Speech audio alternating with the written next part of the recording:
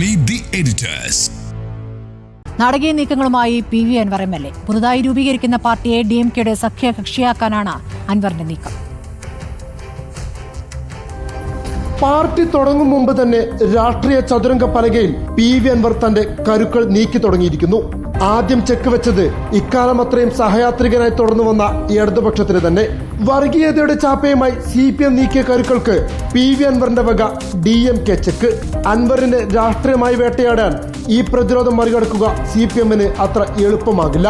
PV Anwar എന്ന ഒറ്റയാനെ ചേർക്കുന്നത് പോലെയല്ല തങ്ങൾ കൂടി ഭാഗമായ DMK മുന്നണിക്കൊപ്പമുള്ള PV അൻവറിനെതിരെയുള്ള പാർട്ടിയുടെ ചെറുത്തുനിൽപ്പ്. PV അൻവറിനും ആശ്വസിക്കാം. കാലാൾപ്പട മാത്രമുള്ള തനിക്ക് ചതുരംഗ പലകയിൽ സംരക്ഷകനായി ഒരു രാജാവിനെ കൂടി ലഭിച്ചിരിക്കുന്നു. സംഘപരിവാർ എന്ന അൻവറിന്റെ ആശയശത്രുവിനെ എന്നും തീണ്ടപ്പാടകലെ മാറ്റി നിർത്തിയ MK സ്റ്റാലിൻ എന്ന മുടിചൂട മന്നന് 64 കളങ്ങളും നിറഞ്ഞു കളിക്കുകയാണ് PV അൻവർ. തന്റെ പാർട്ടിയെ DMKയുടെ രഥത്തിലേറ്റുക വഴി ഇന്ത്യ മുന്നണിയിലേക്കുള്ള രാജകീയ പാത കൂടിയാണ് PV അൻവറിന്റെ ലക്ഷ്യം. ഒപ്പം ശത്രുവിനുള്ള വെട്ട് അൻവർ ചോദ്യശരങ്ങളായി ഉയർത്തുന്നുണ്ട്. സംഘപരിവാർ വിരുദ്ധതയിൽ കിരീടത്തിനർഹൻ ആരാണ്? പിണറായിയോ അതോ MK സ്റ്റാലിനോ? ഈ ചോദ്യത്തിനുള്ള മലയാളിയുടെ ഉത്തരമാകണം തന്റെ പാർട്ടി എന്നാണ് PV അൻവർ ആഗ്രഹിക്കുന്നത്. ഈ തേരോട്ടങ്ങൾക്കൊടുവിൽ കളത്തിനകത്ത് ആരാണ് ബാക്കിയെന്നറിയാൻ കാത്തിരിക്കണം. കാരണം ഇത് രാഷ്ട്രീയ ചതുരംഗമാണ്. വെട്ടും ചെക്കുമെല്ലാം ഇനിയും പ്രതീക്ഷിക്കാം. Reporter Ashkar Ali Karimba, in reporter, Malappuram. ചാണക്യതന്ത്രമോ എന്നതാണ് ചോദ്യം.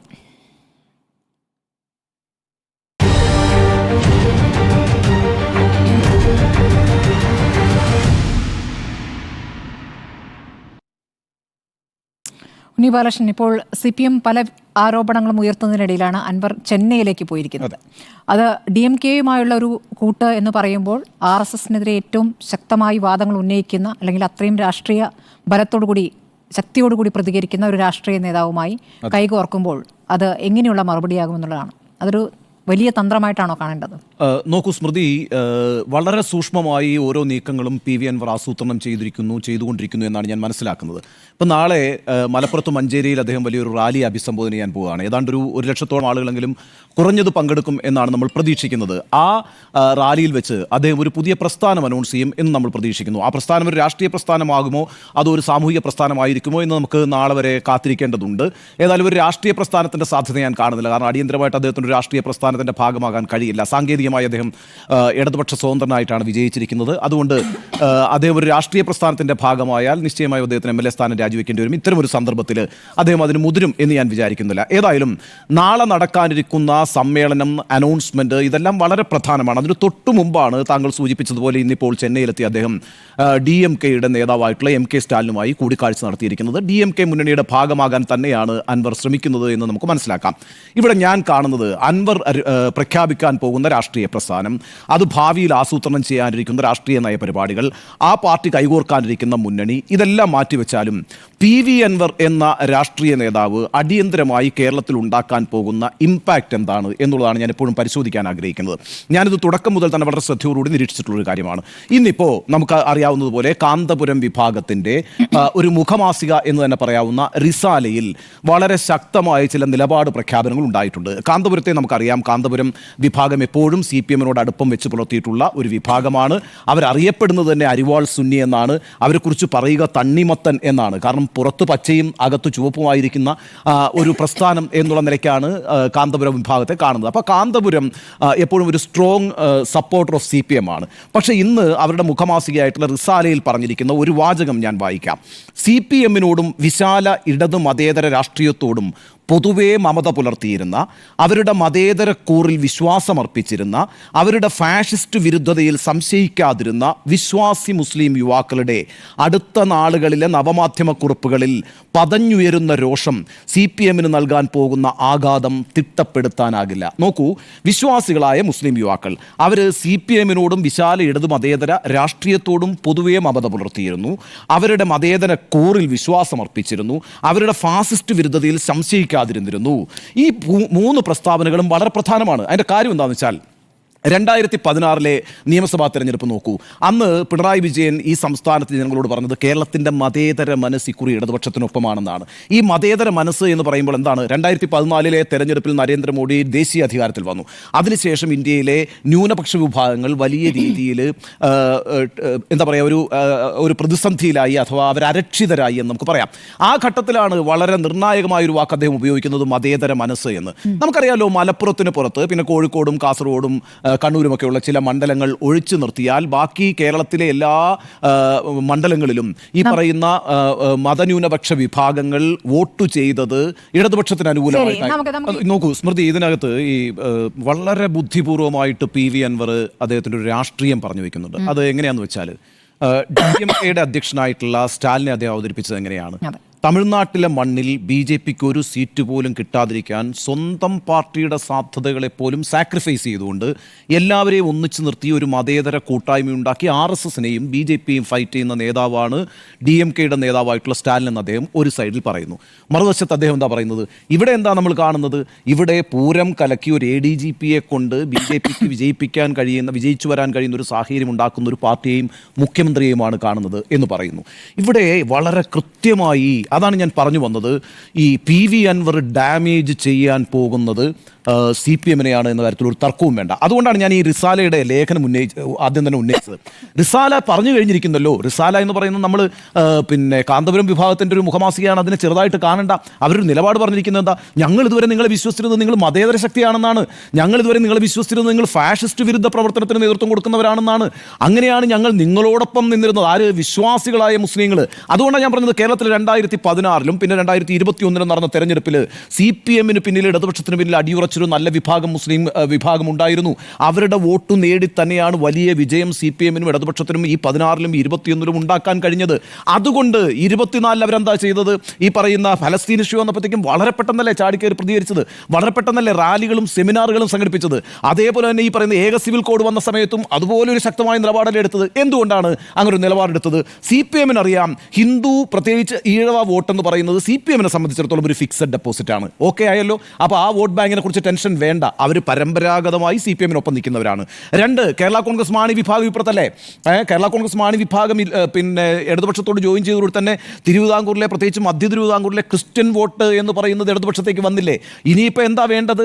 ഇനിയിപ്പോൾ വേണ്ടത് മുസ്ലിം ന്യൂനപക്ഷ വോട്ടാണ്. ആ ന്യൂനപക്ഷ വോട്ട് സമാഹരിക്കുക എന്നുള്ള അടിസ്ഥാനത്തിലാണ് അവർ വലിയ രീതിയിൽ ഇത്തരത്തിലുള്ള കാര്യങ്ങൾക്കൊക്കെ മുൻകൈ എടുത്തത്. പക്ഷേ 2024 തെരഞ്ഞെടുപ്പിൽ നിന്ന് CPM പഠിച്ചൊരു പാഠം എന്ന് പറയുന്നത് ഈ ഫിക്സഡ് വോട്ട് ബാങ്ക് അങ്ങ് ചോർന്നു പോയി എന്നുള്ളതാണ്. ഏത്? ഹിന്ദു ഈഴവ വോട്ട് അങ്ങ് ചോർന്നു പോയി.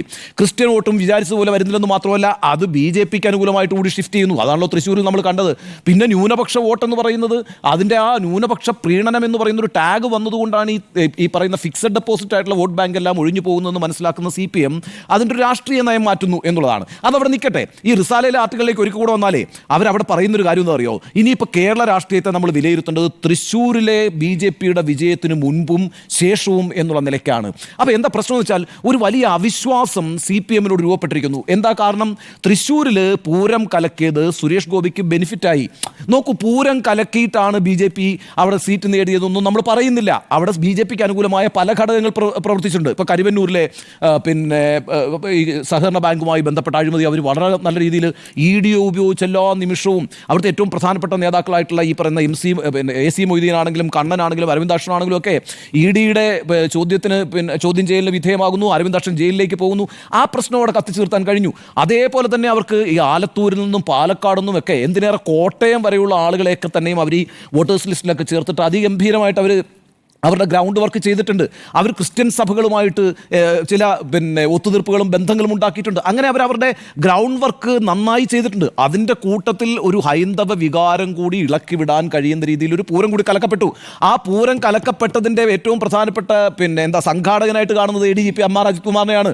ആ ADGP MR അജിത് കുമാറിനെ സംരക്ഷിക്കുന്ന ഒരു സർക്കാരിനെ വലിയ രീതിയിൽ സംശയത്തിന് നിലനിലാക്കാൻ അൻവറിന് കഴിഞ്ഞിരിക്കുന്നു.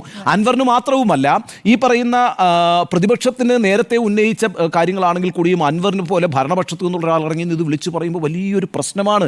അത് ഈ ന്യൂനപക്ഷ വിഭാഗങ്ങൾക്കിടയിൽ ഉണ്ടാക്കിയ ആശങ്കയുടെ പ്രതിഫലനമായിട്ടാണ് ഞാൻ ഈ റിസാലയിലെ ആർട്ടിക്കിൾ കാണുന്നത്. ഞാനൊരു ചെറിയ കാര്യം ആയിട്ട് അൻവർ ഉണ്ടാക്കാൻ പോകുന്ന ഇഫക്റ്റിനെ ഞാൻ ചെറിയ കാര്യമായിട്ട് കാണുന്നില്ല. അൻവർ ഇഫക്റ്റ് എന്ന് പറയുന്നത് ഞാൻ എങ്ങനെയാണത് പറയാം. നോക്കൂ, മലപ്പുറം ജില്ലയിൽ 16 സീറ്റുണ്ടല്ലോ. മലപ്പുറം ജില്ലയിൽ നിയമസഭയിലേക്ക് 16 സീറ്റുണ്ട്. 12 സീറ്റ് UDF-നാണ്, മുസ്ലിം ലീഗിനാണ്. 4 സീറ്റ് CPM-നാണ്. ആരൊക്കെയാണത്? താനൂരിൽ തവനൂരെന്നും പൊന്നാനിയിൽ നിന്നും നിലമ്പൂരിൽ നിന്നും. KT ജലീൽ, അബ്ദുറഹ്മാൻ, നമ്മുടെ PV അൻവർ, നന്ദകുമാർ. ഇതിനകത്ത് നിങ്ങൾ ഓരോ മണ്ഡലം എടുത്ത് നോക്കിയാൽ താനൂര് അബ്ദുറഹ്മാൻ ജയിച്ച എത്ര വോട്ടിനാണെന്ന് അറിയാവോ? 985 വോട്ടിനാണ് കഴിഞ്ഞ നിയമസഭാ തെരഞ്ഞെടുപ്പിൽ അബ്ദുറഹ്മാൻ ജയിച്ചിരിക്കുന്നത്, ഇപ്പോഴത്തെ കായിക മന്ത്രി. അതേപോലെ KT ജലീൽ തവനൂരിൽ എത്ര വോട്ടിനെ ജയിച്ചെന്ന് അറിയാവോ? 2185 വോട്ടിന്. ആധികാരിക വിജയം എന്ന് പറയുന്നത് പൊന്നാനിയിൽ നന്ദകുമാറിന്റെ വിജയമാണ്. 17,000 മേളിൽ വോട്ടുണ്ട്. അതേപോലെ തന്നെ നിലമ്പൂർ അൻവറിന് 11,000 മേളിൽ വോട്ടുണ്ട്. ഈ 4 സീറ്റുകളും ഇനി CPM-ന് ഉറപ്പിക്കാൻ പറ്റുമോ മലപ്പുറത്ത്? ഈ പറയുന്ന ന്യൂനപക്ഷത്തിന്, ഈ മതന്യൂനപക്ഷം എന്ന് പറയുമ്പോൾ മുസ്ലിം സമുദായം തന്നെയാണെന്നേ, ആ മുസ്ലിം സമുദായത്തിലെ ആളുകൾക്ക് നിങ്ങളുടെ ഫാസിസ്റ്റ് വിരുദ്ധ, നിങ്ങളുടെ വർഗീയ വിരുദ്ധ നിലപാടിൽ ഞങ്ങൾ വിശ്വസിച്ചിരുന്നു ഇത്രയും കാലം. തൃശ്ശൂരിന് ശേഷം, ഈ സുരേഷ് ഗോപി വിജയത്തിന് ശേഷം ഞങ്ങൾക്ക് ആ വിശ്വാസം നഷ്ടപ്പെട്ടിരിക്കുന്നു. അതിൻ്റെ ആഘാതം വളരെ വലുതായിരിക്കുമെന്ന് പറയുമ്പോൾ മലപ്പുറത്തിന് ഒരു സീറ്റ് പ്രതീക്ഷിക്കേണ്ട നിങ്ങൾ. അതുമാത്രമല്ലല്ലോ, മലപ്പുറത്തിന് ചുറ്റും കിടക്കുന്ന പ്രദേശം എടുത്തോ, കോഴിക്കോട്, വയനാട്, കാസർഗോഡ്, കണ്ണൂർ. ചെറിയ ശക്തിയാണോ മുസ്ലിം വിഭാഗം? ആ വിഭാഗം ഇനി ഒരു വോട്ട് പോലും അപ്പുറത്തേക്ക് പോകാത്ത രീതിയിൽ PV അൻവർ ഒരു അണക്കെട്ടുണ്ടാക്കും. അതാണ് PV അൻവർ ഉണ്ടാക്കാൻ പോകുന്ന ഇഫക്റ്റ്. PV അൻവർ തന്നെ കഴിഞ്ഞ ദിവസം പറഞ്ഞല്ലോ, കേരളത്തിൽ 60ഓളം മണ്ഡലങ്ങളിൽ നിർണായകമായ വോട്ടാട്ടോ മുസ്ലിം വോട്ട്. നമ്മൾ ചെറുതായിട്ട് കാണണ്ട. ഈ ഭാഗം വിട്ട് കഴിഞ്ഞാൽ നമുക്ക് മധ്യകേരളത്തിലേക്കോ, നമ്മളിരിക്കുന്ന ഈ കളമശ്ശേരിയിൽ പിന്നെ മുസ്ലിം ലീഗ് ജയിക്കുന്ന മണ്ഡലമായിരുന്നു. ഇപ്രാവശ്യം രാജീവ് ജയിച്ചിട്ടുണ്ട്, മുസ്ലിം വോട്ട് അപ്പുറത്തോട്ട് പോയിട്ടുണ്ടെന്നേ. അതേപോലെ ഞാൻ വരുന്ന ജില്ലയാണ് ആലപ്പുഴ മണ്ഡലം, അരൂർ മണ്ഡലം, കായംകുളം മണ്ഡലം. ഈ പറയുന്ന മുസ്ലിം വിഭാഗത്തിന് പരാജയങ്ങൾ തീരുമാനിക്കാൻ കഴിയും. ചേലക്കരയിലും അതെ. പിന്നെ കൊല്ലത്തേക്ക് കയറി നോക്ക്, കൊല്ലത്താണ് കരുനാഗപ്പള്ളി അടക്കമുള്ള പ്രദേശങ്ങൾ. അവിടെയൊക്കെ മുസ്ലിം കമ്മ്യൂണിറ്റിക്ക് വലിയ കൺസോൾട്ടേഷൻ ഉണ്ട്. അവർക്ക് വിജയപരാജയങ്ങൾ തീരുമാനിക്കാൻ പറ്റും. തിരുവനന്തപുരത്തിന്റെ കോസ്റ്റൽ ബെൽറ്റ് എടുക്കൂ, ആ ഭാഗത്തേക്ക് മണ്ഡലങ്ങളിൽ എന്തായിരിക്കും സ്ഥിതി? അപ്പോൾ ഇവിടെയൊക്കെ അൻവറിന്റെ പാർട്ടി കേരളത്തിൽ എന്ത് ഇഫക്റ്റ് ഉണ്ടാക്കും എന്നുള്ളതല്ല എൻ്റെ വിഷയം. അൻവറിന്റെ പാർട്ടിക്ക് കേരളത്തിൽ എത്ര സീറ്റ് കിട്ടും എന്നുള്ളതല്ല എൻ്റെ പ്രശ്നം. അൻവർ ഇപ്പോൾ ഉയർത്തുന്ന ഒരു രാഷ്ട്രീയമുണ്ട്. ആ രാഷ്ട്രീയം എന്ന് പറയുന്നത് CPM-നെ BJP-യുടെ എന്താ പറയുക, BJP-യുടെ കൂടാരത്തിൽ ഏറെക്കുറെ കൊണ്ട് കെട്ടുന്ന മട്ടിലാണ്. ഇപ്പം അദ്ദേഹം എന്താ പറഞ്ഞത്? CPM-ന്റെ മുഖ്യമന്ത്രിയും CPM എന്ന പാർട്ടിയും ഇവിടെ BJP-ക്ക് ഒത്താശ ചെയ്യുമ്പോൾ അവിടെ DMK-യുടെ നേതാവ് സ്റ്റാലിനാണ് ഏറ്റവും മഹാനായ നേതാവ്. അദ്ദേഹം RSS-നോടും BJP-യോടും കോംപ്രമൈസ് ചെയ്യാതെ ഒരു സീറ്റ് പോലും അവിടെ കിട്ടാത്തൊരു രാഷ്ട്രീയ അന്തരീക്ഷം ഉണ്ടാക്കുന്നതിന് വേണ്ടിയിട്ട് എല്ലാ വിട്ടുവീഴ്ചയും ചെയ്യുന്നു എന്ന് പറയുമ്പോൾ CPM ഇപ്പോൾ ഒളിഞ്ഞും ഒട്ടൊക്കെ തെളിഞ്ഞും BJP-ക്ക് അനുകൂലമായ രാഷ്ട്രീയ അന്തരീക്ഷം കേരളത്തിൽ സൃഷ്ടിക്കുകയാണ് എന്തൊക്കെയോ സമ്മർദ്ദങ്ങളാൽ എന്നൊരു പ്രശ്നമാണ്, എന്നൊരു രാഷ്ട്രീയ പ്രശ്നമാണ് അൻവർ വിളിച്ചു പറഞ്ഞിരിക്കുന്നത്. ആ രാഷ്ട്രീയ പ്രശ്നം ഈ പറയുന്ന ന്യൂനപക്ഷ വിഭാഗങ്ങളിൽ മുസ്ലിം സമുദായത്തിൽ അതിശക്തമായ ഇമ്പാക്റ്റ് ഉണ്ടാക്കിയിരിക്കുന്നു എന്നതിൻ്റെ തെളിവാണ് ഇന്ന് റിസാല പറഞ്ഞിരിക്കുന്നത്. അതുകൊണ്ട് ഈ നീക്കം ചെറുതായിട്ട് നമ്മൾ കാണണ്ട. അത് മാത്രമല്ല കേട്ടോ, ഈ പറയുന്ന DMK-യുമായിട്ട് ചേരുമ്പോൾ വേറെ ഒരു കാര്യം കൂടിയുണ്ട്. അൻവറിൻ്റെ രാഷ്ട്രീയ ജീവിതത്തിൽ വളരെ ശക്തമായി ഉയർത്തിയിട്ടുള്ള പ്രശ്നം ഈ മലയോര വിഭാഗങ്ങളുടെ പ്രശ്നമാണ് അല്ലേ. ഈ പറയുന്ന പശ്ചിമഘട്ട പ്രശ്നത്തിനകത്ത്, ഗാഡ്ഗിൽ വിഷയത്തിനകത്തൊക്കെ വളരെ മുന്നിൽ നിന്ന് സമരം ചെയ്തിട്ടുള്ള ആളാണ് അൻവർ എന്ന് പറയുന്ന ആൾ. അപ്പോൾ അൻവർ വളരെ കൃത്യമായിട്ട് നോക്കൂ, ഇപ്പോൾ നമ്മുടെ ഈ പാലക്കാട് പ്രദേശമായാലും വയനാടായാലും ഇടുക്കി ആയാലും തിരുവനന്തപുരം കൊല്ലം ഏരിയ ആയാലും ഈ തമിഴ്നാടുമായി ബോർഡർ ചെയ്യുന്ന എല്ലാ സ്ഥലത്തും DMK-ക്ക് യൂണിറ്റ് ഉണ്ട്. നിങ്ങൾക്കറിയാവോ? ഇപ്പം ഉണ്ട്. മാത്രമല്ല, ഇപ്പം നിങ്ങൾ പൂപ്പാറയിൽ ഇറങ്ങി നിൽക്കുകയാണെങ്കിൽ CPM-ന്റെ ഒരു വണ്ടി പോകുന്ന പോലെ തന്നെ, CPI-യുടെ ഒരു വണ്ടി പോകുന്ന പോലെ തന്നെ, കോൺഗ്രസിൻ്റെ ഒരു വണ്ടി പോകുന്ന പോലെ തന്നെ DMK-യുടെ ഒരു വണ്ടി പോകും. അവിടെ DMK സാന്നിധ്യമുണ്ട്. ഈ നിലയ്ക്ക് പ്രവർത്തകരുമുണ്ട്. പിന്നെ ഈ പറയുന്ന ബോർഡർ ഇഷ്യൂസ് ഉണ്ട്, ഈ വന്യജീവി പ്രശ്നങ്ങളുണ്ട്, മലയോര കർഷകർ നേരിടുന്ന മറ്റു പ്രശ്നങ്ങളുണ്ട്. ഇതൊക്കെ ഈ DMK-യുമായി ചേർന്നുകൊണ്ട് കൂടി പരിഹരിക്കാൻ പറ്റുന്ന ഒരു രീതിയിൽ ആ വിഷയത്തെ കൊണ്ടുവരാൻ അൻവറിന് കഴിയും. അപ്പോൾ 2 കാര്യങ്ങളാണ് അൻവർ ചെയ്യാൻ പോകുന്നത്.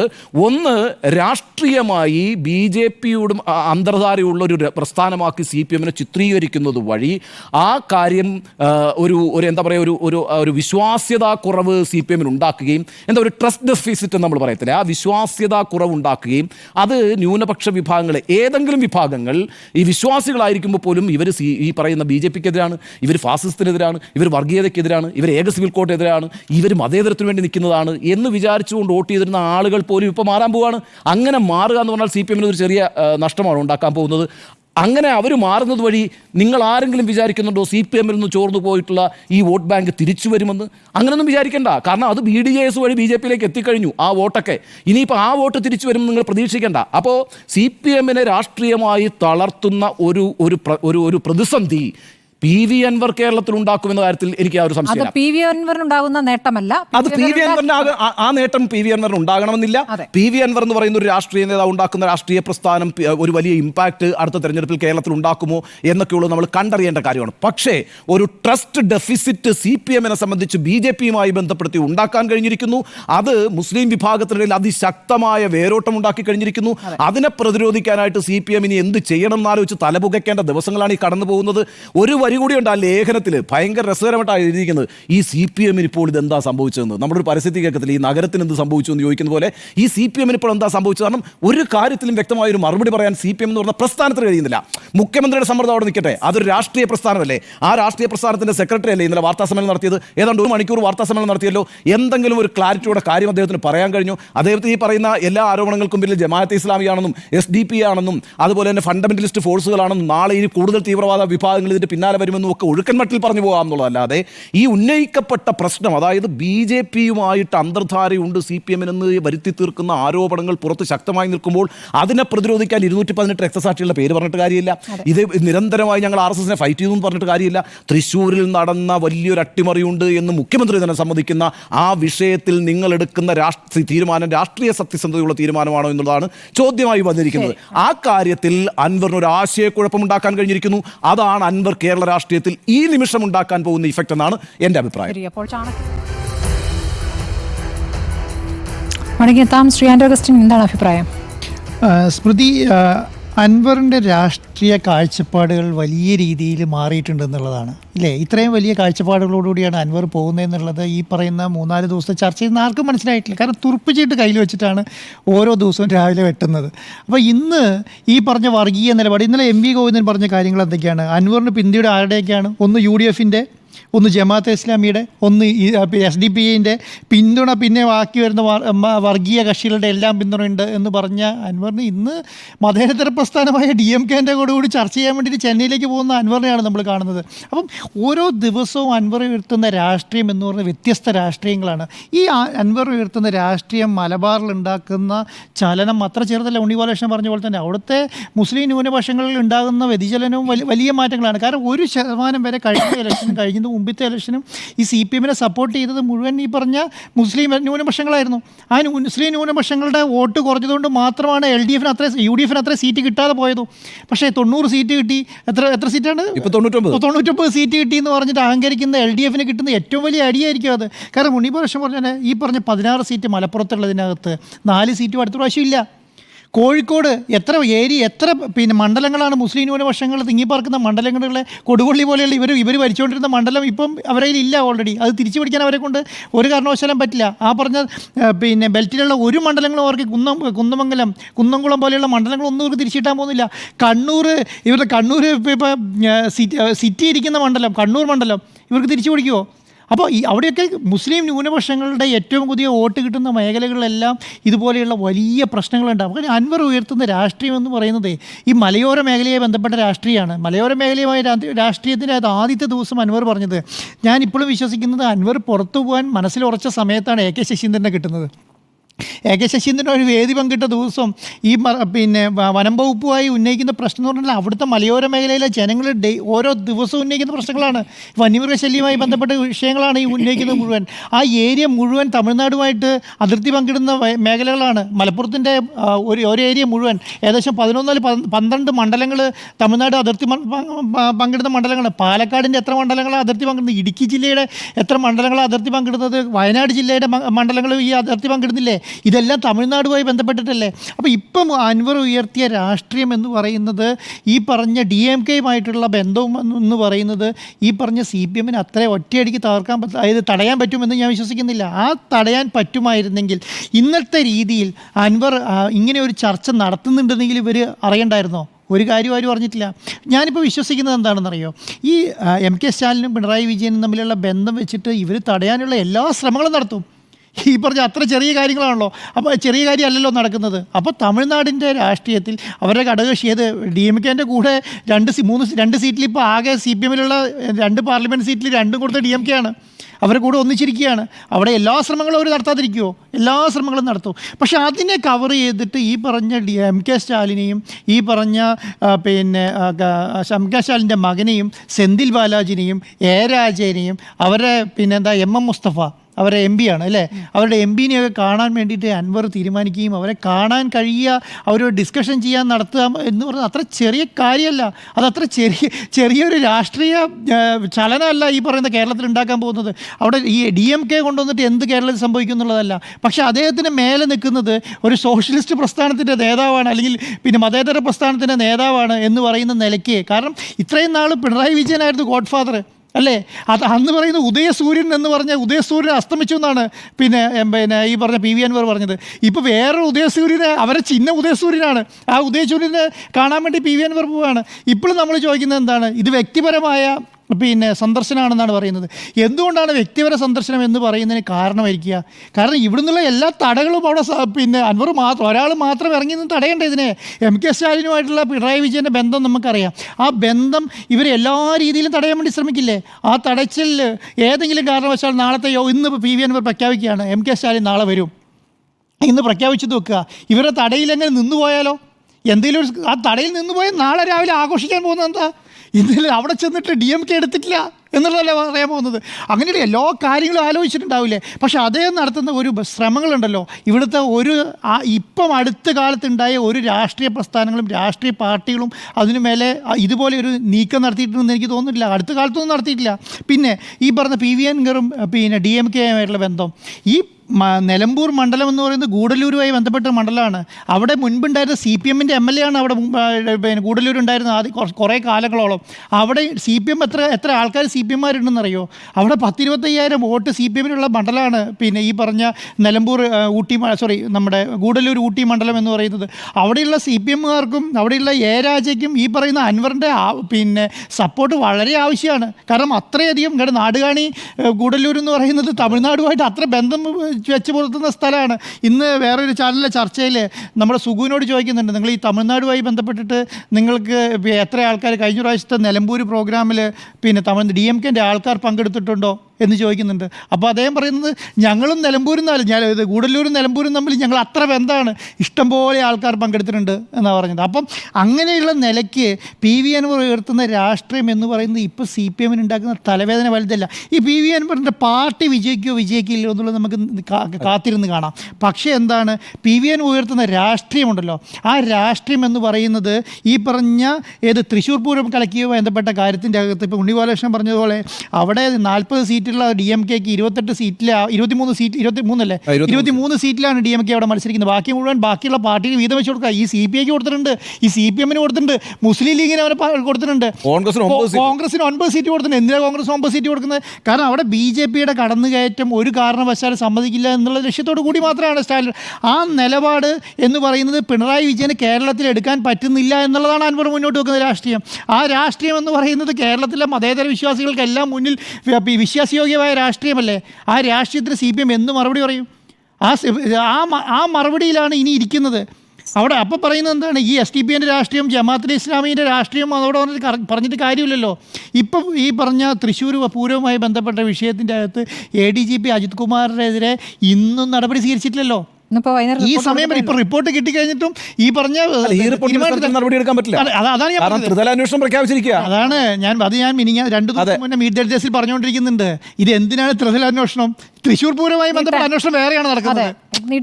ഇത് നീട്ടാൻ വേണ്ടി തന്നെയല്ലേ. അപ്പോൾ ഇതിന് മേലെ നടപടി സ്വീകരിച്ചാൽ ഈ 1.5 മാസം എന്തിന് സംരക്ഷിച്ചു എന്നുള്ളതിന് മറുപടി പറയണ്ടേ? പക്ഷേ ശരിക്കും പറഞ്ഞാൽ ഈ പറയുന്ന ADGPയുമായി ബന്ധപ്പെട്ട RSSുമായി ബന്ധപ്പെട്ട തൃശ്ശൂർ പൂരവുമായി ബന്ധപ്പെട്ട കേസിൽ ഈ CPMും ഈ പറഞ്ഞ സർക്കാരും വെട്ടിലായി എന്നുള്ളതിന് ഒരു സംശയം വേണ്ട. ആ വെട്ടിലിൻ്റെ ഗുണം ലഭിക്കാൻ പോകുന്നത് PV അൻവറിനാണ്. ഈ PV അൻവർ 1 ലക്ഷം ആൾക്കാർ PV അൻവർ നാളെ കാത്തിരുന്ന് കാണാം. ഈ 1 ലക്ഷം ആൾക്കാർ ഒരു മലപ്പുറം പോലെ ജില്ലയിൽ നിന്ന് അതായത് ഒരു മണ്ഡലത്തിലധികം, ഒരു മണ്ഡലത്തിൻ്റെ വോട്ടർമാരിലധികം വരികയാണ് ഒരു പാർട്ടി പരിപാടിക്ക്. ഒരു പാർട്ടി അത് എവിടുന്ന് ആകാശത്ത് നിന്ന് വരുമെന്നില്ലല്ലോ. ഈ പറഞ്ഞ നിലമ്പൂർ അത്രയും ആൾക്കാർ വന്നത് എവിടുന്ന? അതിപ്പോൾ നമുക്കിപ്പോൾ എന്ത് വേണമെങ്കിലും പറഞ്ഞുകൂടെന്നേ, അത് BJP-ക്കാരാണ്, അവർ UDF-കാരാണ്, അവർ മുസ്ലിം ലീഗുകാരാണ്, അവർ ജമാഅത്തെ ഇസ്ലാമിക്കാരാണെന്നൊക്കെ പറയാം. പക്ഷെ അതല്ല, ആരാണെങ്കിലും കേരളത്തിലെ ജനങ്ങളാണെന്നുള്ള ബോധ്യം CPM-ന് മനസ്സിലാക്കണം. ആരാണെന്നുള്ളത് ഈ സർക്കാർ മനസ്സിലാക്കണ്ടേ? അപ്പം ഇനിയും ഞാൻ വിചാരിക്കുന്നത് DMK-യുമായിട്ട് പിന്നെ PV അൻവർ ഉണ്ടാക്കുന്ന ഈ അലയൻസ് മുന്നോട്ട് പോവുകയാണെങ്കിൽ ആ അലയൻസിനെ താങ്ങാൻ CPM-ന് മലപ്പുറത്ത് സാധിക്കില്ല. അതിന് താങ്ങാൻ മലപ്പുറത്ത് സാധിക്കില്ല. പക്ഷേ ഇതിന് ഏതെങ്കിലും വീഴ്ച, അതായത് പാളിച്ച ഉണ്ടായാൽ, ആ പറയുന്ന സംവിധാനത്തിൽ പാളിച്ച ഉണ്ടായിട്ടുണ്ടാവുന്ന വീഴ്ച അൻവറിന് താങ്ങാൻ പറ്റില്ല. അപ്പം ഇനി ഒരു കാര്യം മനസ്സിലാക്കിക്കൊള്ളുക, ഇനിയെങ്കിലും ചോദ്യത്തിന് മറുപടി പറയാൻ CPM തയ്യാറാകണം. ചോദ്യത്തിന് മറുപടി കേരളത്തിലെ ഈ സർക്കാരിനെ തിരഞ്ഞെടുത്ത ജനങ്ങളുടെ ഒരു പിന്നെ മാൻഡേറ്റ് ഉണ്ടല്ലോ, അതിലാണല്ലോ ഒരു അധികാരത്തിലിരിക്കുന്നത്. അതിന് മറുപടി പറയണ്ടേ? അതിന് ഈ സർക്കാർ മറുപടി പറയണ്ടേ? അതിന് CPM മറുപടി പറയണ്ടേ? ആ മറുപടി പറയാൻ ഇനിയെങ്കിലും CPM തയ്യാറായിട്ടില്ലെങ്കിൽ ഇനി വരാൻ പോകുന്ന ഭവിഷ്യത്ത് ചെറുതായിരിക്കില്ല. അത് CPM-ന് താങ്ങാൻ പറ്റില്ല. അത് ഇനിയിപ്പോൾ നാളെ കഴിഞ്ഞാൽ എന്ത് സംഭവിക്കും എന്നുള്ളത് PV അൻവറിൻ്റെ യോഗം കഴിഞ്ഞ് നമുക്ക് പറയാം. കാരണം എല്ലാ യോഗത്തിലും PV അൻവറിന് സസ്പെൻസ് ഉണ്ടല്ലോ, നാളെ ഉണ്ടാവും, നമുക്ക് നോക്കാം. ഉറപ്പായിട്ടും ചാണകതന്ത്രം എന്നുള്ള അഭിപ്രായം തന്നെയാണ് അല്ലേ? അതെ, തീർച്ചയായിട്ടും. എൻ്റെ അഭിപ്രായം അത് തന്നെയാണ്. ഞങ്ങൾ 3 പേരുടെയും അഭിപ്രായം അത് തന്നെയാണ്. ഇന്നിപ്പോൾ PV അൻവർ ചെന്നൈയിലെ KTDC റെയിൻ ഡ്രോപ്സ് ഹോട്ടലിൽ നടത്തിയ കൂടിക്കാഴ്ച, അത് DMK-യുടെ പ്രധാനപ്പെട്ട നേതാവ് തന്നെയാണ്. സെന്തിൽ ബാലാജി എന്ന് പറയുന്നത് ഇത്രയും കാലം ജയിലിലായിരുന്നു. ജയിലിൽ നിന്ന് വന്ന ശേഷം വീണ്ടും മന്ത്രിസ്ഥാനം കൊടുത്ത നേതാവാണ്. സ്റ്റാലിനുമായി ഏറ്റവും അടുത്ത നേതാവാണ്. അപ്പോൾ സെന്തിൽ ബാലാജിയുമായിട്ടാണ് അദ്ദേഹം കൂടിക്കാഴ്ച നടത്തിയിരിക്കുന്നത്. അതിൽ ചില്ലറ കാര്യമല്ല. അപ്പോൾ അതിൽ കൃത്യമായും ഇവിടുത്തെ സാഹചര്യമൊക്കെ കൃത്യമായി അറിയിക്കുകയും ചില കാര്യങ്ങൾ, ചില തന്ത്രങ്ങൾ ഉരുത്തിരിയുകയും ചെയ്തിട്ടുണ്ട് എന്ന് തന്നെ വേണം മനസ്സിലാക്കാൻ. കേരളത്തെ രാഷ്ട്രീയം സ്വാഭാവികമായും അവർ ആ തരത്തിൽ നിരീക്ഷിക്കുന്നുമുണ്ടാകും. അപ്പോൾ അത് ഇന്നലെ പെട്ടെന്ന് പോയി കണ്ട് നടത്തിയൊരു ചർച്ചയുടെ ഭാഗമായിട്ടാണെന്ന് ഞാൻ കരുതുന്നില്ല. കുറച്ച് ദിവസങ്ങൾക്ക് മുൻപ് തന്നെ അതിനുള്ള തന്ത്രങ്ങൾ മെനഞ്ഞിരിക്കാമെന്ന് തന്നെ വേണം മനസ്സിലാക്കാൻ. ഇവിടെ PV അൻവറിനെ തീവ്ര നിലപാടുള്ള ആള്, സ്വർണ്ണക്കടത്തുകാരൻ എന്നൊക്കെ ആരോപിക്കുന്നതിനിടയിലാണ് ഈ കൂടിക്കാഴ്ചയും ഏറ്റവും ശക്തനായ സെക്യുലർ നേതാവിനൊപ്പം ഒരു സഖ്യമുണ്ടാക്കാനുള്ള ശ്രമങ്ങൾ വിജയത്തിലേക്ക് അടുക്കുകയും ചെയ്യുന്നത്. അപ്പോൾ അത് CPM-ന് വീണ്ടും ആ വാദം ഉന്നയിക്കുന്നതിനൊരു തടസ്സമാകും. കാരണം ഇപ്പോൾ നാളത്തെ അദ്ദേഹത്തിൻ്റെ പരിപാടിയുടെ സ്വഭാവം അതൊരു രാഷ്ട്രീയ പാർട്ടി ആയിരിക്കുമോ സംഘടനയായിരിക്കുമോ അതിൽ ഇപ്പോഴും തീരുമാനമായിട്ടില്ല എന്നാണ് ഇപ്പോൾ നമ്മളോട് PV അൻവർ പറഞ്ഞത്. അതെന്തായാലും ആ പരിപാടിയിലേക്ക് എത്തുന്ന 1,00,000 പേർ വരുമെന്ന് പറയുന്നു. 1,00,000 1,50,000 എന്തോ ആവട്ടെ, അവിടേക്ക് വരുന്നവർ മുഴുവൻ തീവ്ര നിലപാടുകാരാണ് എന്ന വാദം ഇനി CPM-ന് ഉയർത്തുക ബുദ്ധിമുട്ടാകും. കാരണം DMK കൊണ്ടുവരുന്ന ആളുകളുണ്ടാകാം, അല്ലെങ്കിൽ ഇപ്പോൾ പറയുന്ന കാര്യങ്ങൾ അംഗീകരിക്കുന്ന, അല്ലെങ്കിൽ PV അൻവറിനെ കേൾക്കാൻ, PV അൻവറിന് ഒപ്പം ആരൊക്കെയുണ്ട് എന്നറിയാനൊക്കെ അത്രയും ആളുകൾ വരും. PV അൻവറിന് വിചാരിക്കാത്തിടങ്ങളിൽ നിന്ന് വരെ സാധാരണ ജനങ്ങളിൽ നിന്ന് എങ്ങനെ പിന്തുണ ലഭിക്കുന്നു എന്നുള്ളത് നമ്മൾ ഈ വിഷയത്തിൽ കണ്ടതാണ്. അത് PV അൻവർ എന്ന വ്യക്തിയിലുള്ള പിന്തുണയല്ല, അപ്പുറത്ത് CPM എടുക്കുന്ന നിലപാടിനുള്ള എതിർപ്പ് കൊണ്ടുവരുന്ന പ്രതികരണങ്ങളായിട്ടാണ് അതിനെ കാണേണ്ടത്. ആ നിലയ്ക്ക് വേണം അതിനെ കാണാൻ. ഇപ്പോൾ ഈ കാന്തപുരം വിഭാഗത്തിൻ്റെ പിന്തുണ എല്ലാ കാലത്തും CPM-നൊപ്പമാണ്, എല്ലാ തെരഞ്ഞെടുപ്പുകളിലും CPM-നൊപ്പമായിരുന്നു. അവർ എഴുതിയിരിക്കുന്ന റിസാലിൽ എഴുതിയിരിക്കുന്ന ലേഖനത്തിൻ്റെ തലക്കെട്ട് തന്നെ പിണറായി വിജയൻ ആരുടെ PR ഏജൻസിയാണ് എന്നുള്ളതാണ്. പിണറായി വിജയനെ തന്നെയാണ് വിമർശിക്കുന്നത്. പിണറായി വിജയനുമായിട്ടാണ് ഏറ്റവും അടുത്ത അടുപ്പം കാന്തപുരത്തുണ്ടായിരുന്നത്. അവിടെയാണ് പിണറായി വിജയൻ ആരുടെ PR ഏജൻസിയാണെന്ന ചോദ്യം വരുന്നത്. അതിൽ ഈ ഹൊസബളയുമായിട്ടുള്ള ADGP-യുടെ കൂടിക്കാഴ്ചയെപ്പറ്റി പറയുന്നു. മലപ്പുറത്തെ മലപ്പുറം എന്ന് എടുത്തു പറഞ്ഞുകൊണ്ട് മുഖ്യമന്ത്രി പറഞ്ഞു എന്ന് പറയുന്നു. എന്തുകൊണ്ടാണ് കാര്യങ്ങൾക്ക് മറുപടിയില്ലാത്തതെന്ന് പറയുന്നു. അപ്പോൾ ഏറ്റവും ഒടുവിൽ ഈ വടകരയിലെ കാഫിർ സ്ക്രീൻഷോട്ട് വിവാദം അടക്കമുള്ള വിഷയങ്ങൾ അവർ ചൂണ്ടിക്കാണിക്കുന്നുണ്ട്. അതായത് നേരത്തെ പ്രതിപക്ഷം ഉന്നയിച്ചിരുന്ന വിഷയങ്ങളൊക്കെ അംഗീകരിച്ചുകൊണ്ട് കാന്തപുരം വിഭാഗം പ്രതികരിക്കാൻ വരുന്നു എന്നുള്ളത് ചെറിയ കാര്യമല്ല. അത് മലബാറിലെ മുഴുവൻ ന്യൂനപക്ഷ വിഭാഗത്തെയും അത് മുറിപ്പെടുത്തിയിട്ടുണ്ട് എന്നുള്ള കാര്യം ഉറപ്പാണ്. ആ മുറിപ്പെടുത്തൽ CPM-ന് എതിരായി പ്രവർത്തിക്കുമെന്നുള്ള കാര്യം ഉറപ്പാണ്. എന്ത് ചോദിക്കുമ്പോഴും ഞങ്ങളിതാ രണ്ടാമതും അധികാരത്തിൽ വന്നത് നിങ്ങളുടെ വിമർശനങ്ങൾ ഒക്കെ മറികടന്നുകൊണ്ടാണ് എന്ന് മാധ്യമങ്ങളോട് എല്ലാ ഘട്ടത്തിലും CPM പറയുന്നു. അത് ശരിയായിരിക്കാം, അത് ശരി തന്നെയാണ്. ആ ഘട്ടത്തിൽ ഉയർന്ന വിവാദങ്ങൾ മാത്രമല്ല, ഇപ്പോൾ രണ്ടാം പിണറായി സർക്കാരിലേക്ക് വരുമ്പോൾ എന്തും ചെയ്യാനുള്ള ലൈസൻസായി അത് മാറുന്നില്ലല്ലോ. ADGP-യുമായി ബന്ധപ്പെട്ട ഒരു രാഷ്ട്രീയ നിലപാട് ഇന്നും പറഞ്ഞിട്ടില്ല. ഇപ്പോൾ റിപ്പോർട്ട് വൈകിയ വേളയിൽ രാത്രി ഇതാ DGP ആഭ്യന്തര സെക്രട്ടറിക്ക് കൈമാറിയിരിക്കുന്നു. നാളെ അതിന്മേലൊരു പ്രതികരണം വരുമോ? നാളെ വന്നാൽ എന്ത് പ്രതികരണം വന്നാലും അതൊരു രാഷ്ട്രീയ പ്രതികരണമായിരിക്കില്ല, സാങ്കേതിക പ്രതികരണമായിരിക്കും. അപ്പോൾ ഈ നിലയ്ക്കാകുമ്പോൾ CPM തന്നെ, MV ഗോവിന്ദൻ തന്നെ മറിച്ചുള്ള നിലപാടുകൾ ചില ഘട്ടങ്ങളെങ്കിലും PV അൻവർ ഉന്നയിച്ച ആരോപണങ്ങൾ പരിശോധിക്കുമെന്നൊക്കെ പറഞ്ഞ MV ഗോവിന്ദനെ പിന്നീട് ആ നിലപാട് മാറ്റി പറയേണ്ടി വന്നു. ഒരു അന്വേഷണമില്ല, അപമാനിക്കാനുള്ള ആരോപണങ്ങളാണ് എന്ന രൂപത്തിൽ പറയേണ്ടി വന്നു. അപ്പോൾ ഇത് പൂർണ്ണമായും പിണറായി വിജയൻ എന്ന രാഷ്ട്രീയ നേതാവിൻ്റെ മാത്രം മാത്രം ഉത്തരവാദിത്തമായി മാറുന്നു. സംസ്ഥാന സമിതിയിൽ നോക്കൂ, ഈ വിഷയത്തിൽ ഏതൊക്കെ തരം വിമർശനങ്ങൾ ഉയർന്നു. PR വിവാദത്തിൽ എന്തുകൊണ്ട് കൃത്യമായ മറുപടി പറയാനാകുന്നില്ല എന്നുള്ള ചോദ്യങ്ങൾ ഉയർന്നിരിക്കുന്ന കണ്ണൂരിലെ നേതാക്കളിൽ നിന്നാണ്. MV ജയരാജിൽ നിന്ന് പ്രതികരണം വന്നിരിക്കുന്നു. ഇവിടെ കൊച്ചിയിൽ നിന്നുള്ള ചന്ദ്രൻപിള്ളയിൽ നിന്ന് ആ പ്രതികരണം വന്നിരിക്കുന്നു. അപ്പോൾ ചോദ്യങ്ങൾ സംസ്ഥാന സമിതിയിൽ നിന്ന് തന്നെ ഉയരുകയാണെന്ന് പറയുമ്പോൾ ഈ സമ്മേളന കാലയളവിൽ ഇനി വരുന്ന സമ്മേളനങ്ങളിലൊക്കെ തന്നെയും ഈ ചോദ്യങ്ങൾ ഉയരുമെന്നുള്ളതാണ്. ആ ചോദ്യങ്ങൾ എങ്ങനെ നേരിടും? ജനത്തിനറിയാം എന്ന് പുറമേ പറഞ്ഞുകൊണ്ടായില്ല. അകത്തെ ചർച്ചകളും പ്രതികൂലമാണ് എന്നുള്ള യാഥാർത്ഥ്യം ഇനിയെങ്കിലും മനസ്സിലാക്കിയില്ലെങ്കിൽ CPM-നെ സംബന്ധിച്ച വലിയ അപകടമാണ് കാത്തിരിക്കുന്നത്. അപ്പുറത്തുനിന്ന് കിട്ടുമെന്ന് വിചാരിക്കുന്ന പിന്തുണയും കിട്ടുകയില്ല എന്നൊരു യാഥാർത്ഥ്യം കൂടി അവിടെ നിൽക്കുന്നു. അപ്പോൾ എന്തുകൊണ്ട് സംരക്ഷിക്കുന്നു? മറ്റെന്തോ കിട്ടിയിട്ടുണ്ട് അല്ലെങ്കിൽ ഇനി കിട്ടാനുണ്ട് എന്നുള്ളത്, ആ സംരക്ഷണത്തിന് പിന്നിൽ മറ്റെന്തോ ആവശ്യങ്ങൾ അംഗീകരിക്കപ്പെട്ടിട്ടുണ്ട് എന്ന വാദം അല്ലെങ്കിൽ ആരോപണം അത് ശക്തിപ്പെടുന്ന രീതിയിലേക്കാണ് ഈ സംരക്ഷണം നീങ്ങുന്നത് എന്നുള്ളതാണ്. അപ്പോൾ PV അൻവറിൻ്റേത് ഇപ്പോഴത്തെ ചാണക്യതന്ത്രം തന്നെയാണ് എന്ന കാര്യത്തിൽ തർക്കമില്ല. അത് നാളെ PV അൻവർ എന്ന രാഷ്ട്രീയ നേതാവിന് എത്രത്തോളം ഗുണം ചെയ്യുമെന്നറിയില്ല. പക്ഷേ അപ്പുറത്ത് ന്യൂനപക്ഷം CPM-നെ പിന്തുണച്ചിരുന്ന ന്യൂനപക്ഷ സംരക്ഷകരെന്ന കരുതി പിന്തുണച്ചിരുന്നവരെല്ലാം നിലപാട് മാറ്റുന്നു എന്നൊരു യാഥാർത്ഥ്യം കൂടി CPM-ന് മുന്നിൽ നിൽക്കുകയാണ്. അപ്പോൾ ചാണക്യതന്ത്രമോ എന്ന ചോദ്യത്തിന് യെസ് എന്ന് തന്നെയാണ് എൻ്റെയും അഭിപ്രായം. ഇവിടെ ഒരു കാര്യമുള്ളതെന്ന് വെച്ചാൽ ഈ അൻവറിൻ്റെ കാര്യത്തിനകത്ത് നമ്മൾ ശ്രദ്ധിക്കേണ്ട ഒരു കാര്യം, നമ്മൾ നേരത്തെ പറഞ്ഞ പോലെ അൻവർ രാഷ്ട്രീയ പ്രസ്ഥാനം എങ്ങനെയൊക്കെ പിന്നെ ഒരു ഇഫക്റ്റ് ഉണ്ടാക്കും എന്നുള്ളതിനപ്പുറത്ത് വളരെ സൂക്ഷ്മമായി നിങ്ങൾ നോക്കിയേ, മുസ്ലിം വിഭാഗത്തിനിടയിൽ CPM-നോടുള്ള വിശ്വാസത്തിനെതിരായിട്ട് അല്ലെങ്കിൽ ആ CPM-നെ വിശ്വസിക്കേണ്ടതുണ്ടോ എന്നൊരു സംശയത്തിൻ്റെ വിത്ത് മുളപ്പിക്കാൻ PV അൻവറിന് ഇതിനോടകം കഴിഞ്ഞു എന്നുള്ളൊരു പൊളിറ്റിക്കൽ റിയാലിറ്റി ഉണ്ടെന്ന്. അതാണ് നമ്മൾ ഈ പറഞ്ഞ ഇപ്പം 2024 ലോക്സഭാ തെരഞ്ഞെടുപ്പിൽ നമ്മൾ കാണുന്നത് എന്താണ്? സമസ്ത ഭിന്നിക്കുന്നതാണെന്ന് അല്ലേ? ഇടതുപക്ഷത്തിന് വേണ്ടി ഇറങ്ങിയെന്ന് വാദിക്കുന്ന സമസ്ത നേതാക്കളുണ്ടായിരുന്നല്ലോ. എല്ലാ ദിവസവും ഇടതുപക്ഷത്തിന് വേണ്ടി സംസാരിക്കുന്ന സമസ്തയുടെ പ്രധാനപ്പെട്ട നേതാക്കളുണ്ടായിരുന്നില്ലേ? അപ്പോൾ അവരെല്ലാവരും തന്നെ ഇപ്പോൾ തിരിയുന്നൊരവസ്ഥയാണ്. ഇപ്പോൾ കഴിഞ്ഞ ദിവസം അവരുടെ രണ്ടു കൂട്ടരുടെയും, ഇപ്പോൾ AP വിഭാഗത്തിൻ്റെയും EK വിഭാഗത്തിൻ്റെയും വ്യത്യസ്ത സംഘടനകളാണെങ്കിൽ പോലും അവരുടെയൊക്കെ പ്രതികരണം വരുന്നത് എന്താണ്? നിങ്ങൾ ചെയ്തത് ശരിയല്ല എന്നുള്ളതാണ്. അത് മുസ്ലിം സമുദായത്തിലെ എല്ലാ സംഘടനകളെയാണ്. ഒരു സംഘടന ഞാൻ പറഞ്ഞു ഈ കാര്യത്തോട് അനുകൂല നിലപാട് സ്വീകരിച്ച സംഘടന ഏതാ? ഇല്ല, ഒരു സംഘടന സ്വീകരിച്ചിട്ടില്ല എന്നുള്ളതാണ്. ഇത് മലബാറിലെ ഒരു സംഘടന സ്വീകരിച്ചിട്ടില്ല. ഒരാളും പ്രതിരോധിക്കാൻ എത്തിയില്ല എന്നുള്ളതാണ്. അപ്പോൾ ചാണക്യതന്ത്രമോ എന്ന ചോദ്യത്തിന് യെസ് എന്ന 3.